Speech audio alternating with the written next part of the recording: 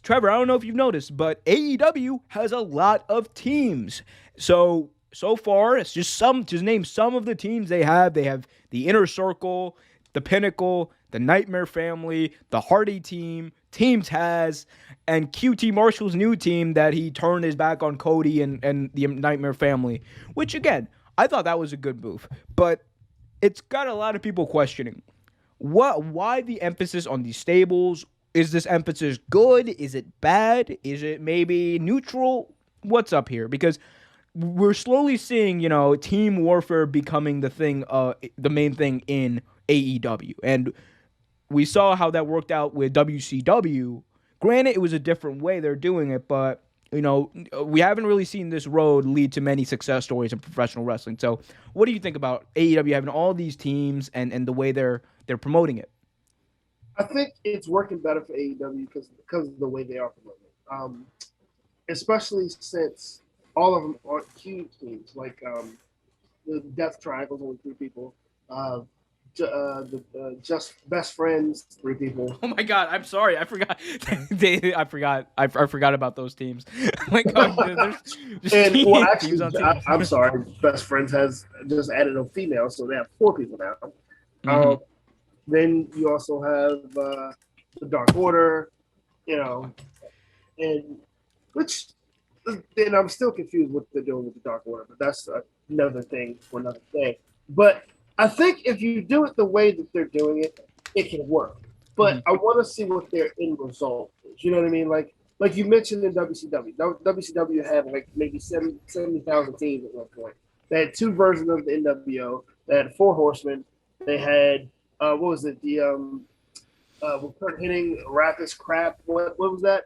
Like they had they had Latino World Order and NWO Hollywood, NWO Red and Blue and fucking NWO like something Legion do some shit. Legion. We'll cover that someday. That is a whole show. We will, dude. Oh, I love the Legion of Doom. Don't get me started. Okay, but yeah, no, I get you. I get what you're saying though. We've seen it before, and it's something we're noticing. So we don't necessarily know. So we were perceiving it, I think, immediately as something critical. But I think the way they're doing it actually is kind of different than we've seen in the past, right? Because in the past, there's been more an emphasis on the entire team warfare and the team and oh, they're part of this team or whatever. And they've kind of, it's been, I don't even know how to explain it. It just hasn't been done the way they're doing it. Because the way AEW doing it, I think they're treating it more kind of like how UFC treats it. Right. Because, and I think that's smart. Because in UFC, you have teams that you train with. There's American Top Team. There's, all these different teams that they have in the company. And the people train with, that you can sign with, that help you train, that help build you up or whatever, right?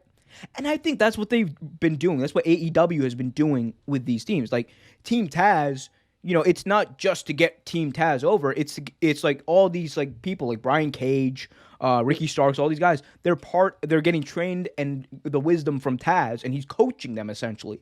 You're seeing, and I think Arn Anderson, Nightmare Family.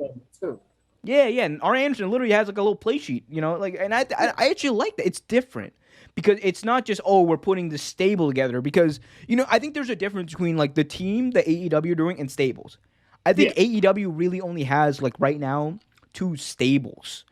That I think the Inner Circle and the Pinnacle are probably 2 stables.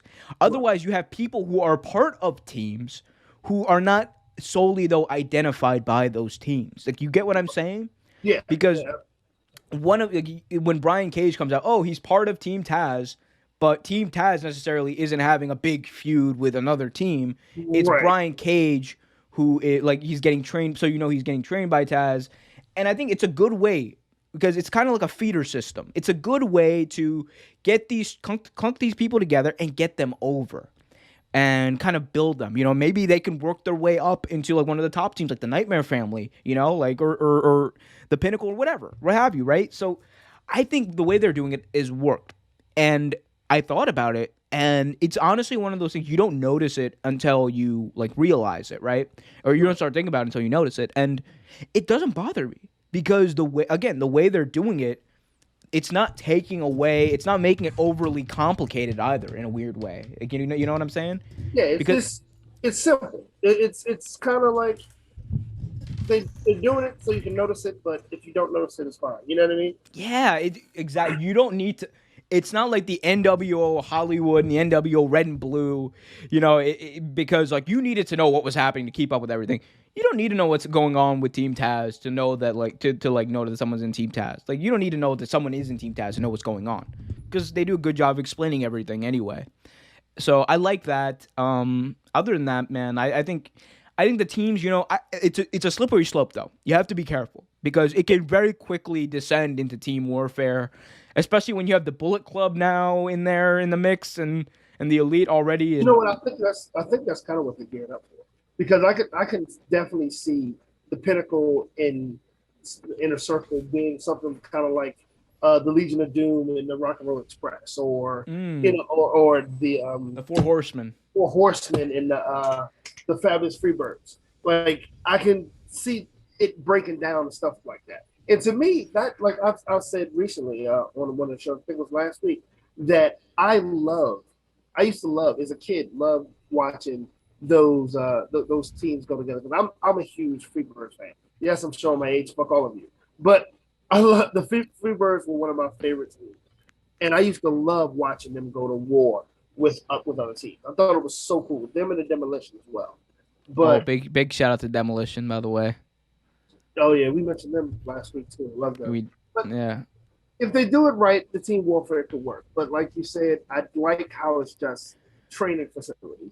Just a few. Yeah, and I think what I've noticed is at least when they're doing like team warfare, those whole team warfare storylines, like between these different teams, like they're only doing like one big one at a time, Right, right. right? That they're really like pushing to the top. It's not like how in WCW you had like all these different teams at the same time. Some are in the main event, some are like it was all jungled with a mess. Here it's kind of like that the top team like thing is Inner Circle versus the Pinnacle right now. Just like last year, it was the Elite versus the Inner Circle dominating like the big feud for the year, Right. right? And then they have these small like little seeds they plant with everyone else, so that down the line they could do something. So I like the way they're doing it. Thanks for watching this video from Real Take Sports Talk. Remember to like, share, subscribe, hit that notification bell so you get notified whenever a new video is released. Also remember to check out our live show every single Thursday at 8 p.m. right here on the YouTube channel. And remember, keep it real.